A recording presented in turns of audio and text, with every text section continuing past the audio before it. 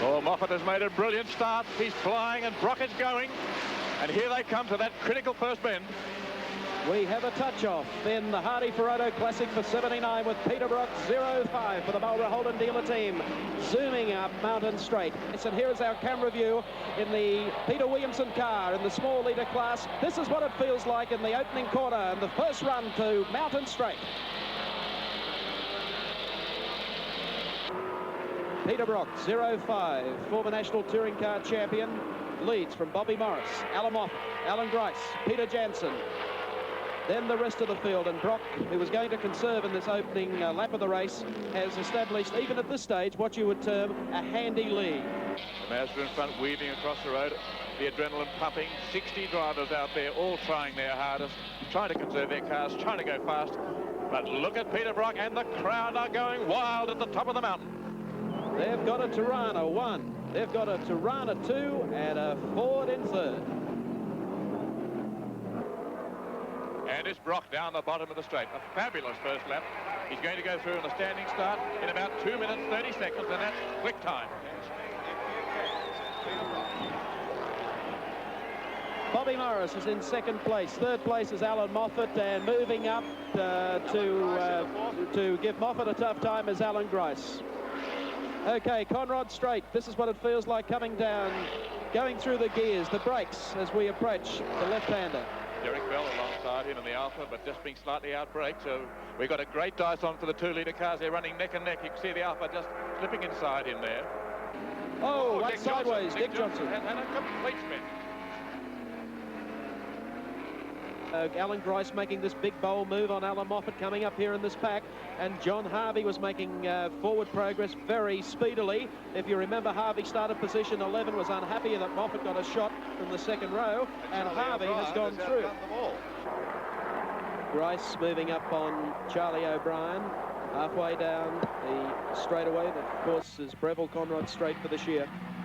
And takes him on the outside too. Now down through the gears as he has to take this left-hander. That's displaced him one spot. Grice goes back to third. Charlie O'Brien to fourth. John Harvey has come from 11th to 5th. Dick Johnson has inverted the Ford. The Brian Bird Ford in a very, very tough place, and that's going to cause...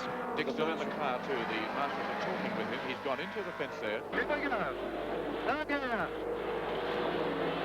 Second gear.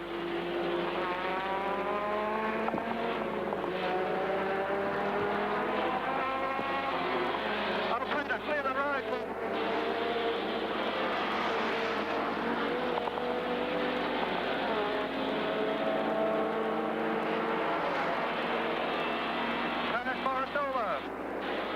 Oh, bad luck indeed. This is the Ron Wanless Leo Leonard Denmark Ford entry from Queensland.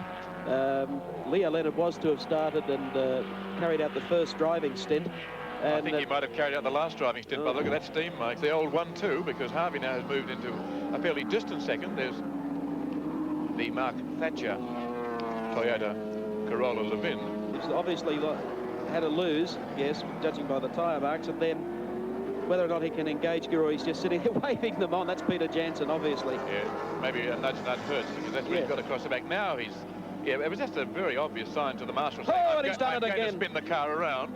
That's sort of the old Dick Emery frost-free, isn't it? If the windscreen's all fogged up. There's that rotten Volvo, holding everybody up. What a joke.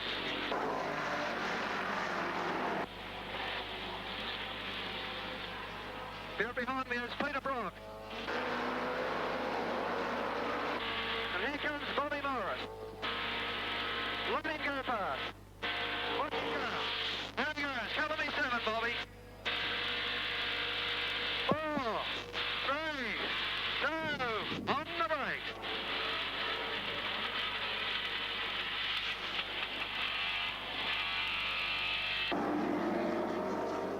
Oh, trouble for Roger Cartwright in car number 54. That's the Escort. Roger from Victoria, he's had a lose here, has collected the concrete wall by the look of it head on, side by side as they come up to the left-hander onto Avco Mountain Straight. Who's going to give way? It won't be Charlie. No way. And Charlie says, all right, Alan, there's a bit of grass. Here comes Peter Brock. Into the pits. Take it away, Chris Economaki. Okay, here he's heading in very slowly, very cautiously. The white has a big lead. There's no need to hurry. We've started our clock now. We start the clock when the wheels stop. And there's going to be a driver's change, apparently, as Brock steps out and Richards steps in. It's nice that a driver can give his co-driver a bigger lead. They're changing the right rear tires, and there's the fuel going in again. The car has been in exactly 30 seconds now. The driver change has been effective. The seat belts are changed. Brock is giving Richards a little tip on how the car is performing. It's a very cool, calm, and collected pit stop, extremely professional. Richards is zipping up. We'll wait now for him to pull out, and there he goes, and the stopwatch reads 45 and 1/100 seconds, one of the better stops today. We're seeing a sight we saw in 1976 when Bob Morris won the race, but now it's only 2 1/4 hours into the race, and look at the smoke that has just begun to billow from the back of the Ron Hodgson Channel 7 car. And into the pits, surely, will come Bob Morris, having handed over to the Austrian driver who was last year's European Touring Car Champion. Bob Morris, well, you can read it all in his face. Uh-oh, troubles for John Fitzpatrick. The Alan Moffat Falcon is in trouble. Tremendous trouble. John Fitzpatrick staggering out of the car. And that tells it all. The thing I hate most is seeing it on that vulture carrier, if you want to know the truth. That's really the sad part. I wish they'd leave them on the track, actually. And wait for the reaction of spectators, the thousands upon thousands of them up the top part of the circus. Peter Brock, 05 for the Marlborough Holden dealer team, comes across the mountain. The man who has conquered the mountain 3 times and staring a 4th in the face. Here he comes. Listen to the applause, the accolades for a man among men when it comes to race car drivers. Still tidy.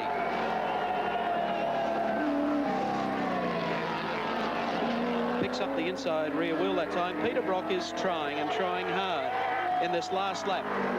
It'll be known as not only the race in which this car led every lap of the race, but it'll be interesting to check his final lap time. Down into the braking area, back through the gears. Listen to the crowd warming up. A checkered flag unfolds, a page in history as Peter Brock in the Marlborough Holden dealer team comes across to take the